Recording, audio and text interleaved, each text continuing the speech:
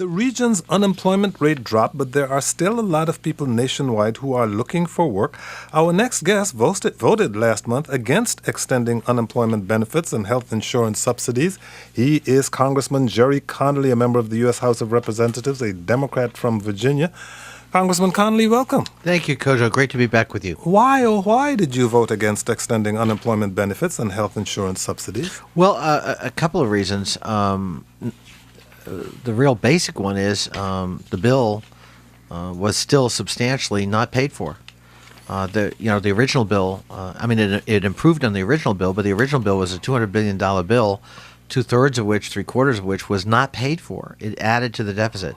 My view is that what was appropriate a year ago in the depth of the recession and that was required to stimulate us out of that recession has a different test today in the midst of a recovery that we're trying to sustain. And I think it's a higher threshold today. And I think deficit spending has to be justified today in a way that you might have been able to accept a year ago to stimulate the economy. And I'm going to practice that. I'm on the Budget Committee. I've always been a deficit hawk. I believe we have to rein in spending and be more disciplined as we move forward. A second concern of mine, frankly, is that in trying to pare back the bill, it made it a lot less Virginia-friendly. Virginia isn't one of the higher unemployment states, though we have pockets of high unemployment, so we would benefit less than many other states. But meanwhile, the thing we would have benefited from, what's known as FMAP, the Medicaid funding, additional funding for states, was stripped out. And when that happened, Virginia lost $400 million. So that made it harder to rationalize justifying such a bill to my taxpayers, who essentially are going to be footing the bill but not benefiting from it. If you have questions or comments for Congressman Connolly, you can call us at 800-433-8850 or go to our website, kojoshow.org, and join the conversation there. Bob McCartney? Yeah, Gerry, I understand why, for political reasons, you and other Democrats had to vote against extending these unemployment benefits. You have to run against the Republicans. They're energized.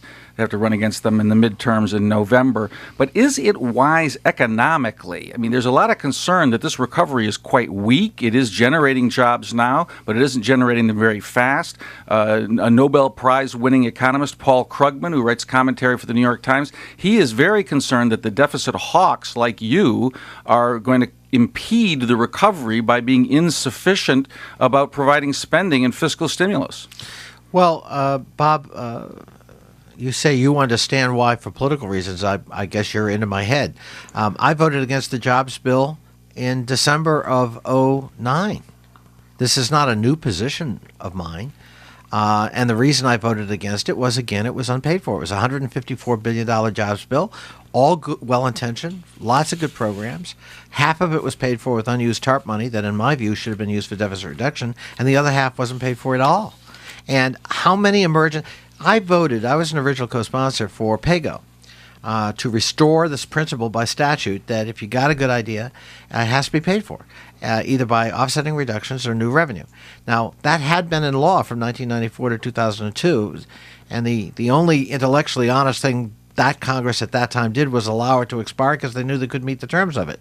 There's a limit to how many emergency bills we can declare without, frankly, vitiating the whole point of having PAYGO. Now, to your point about Krugman and so forth, it's a fair point, and it's one I've got to keep in mind. My position isn't going to be a mindless position, but I felt that it didn't meet my test, my basic test of this threshold I talked about, that, I think you're going to have a higher threshold to justify why this. And it's not like we've been skimpy on uninsurance extensions. Unemployment insurance extensions.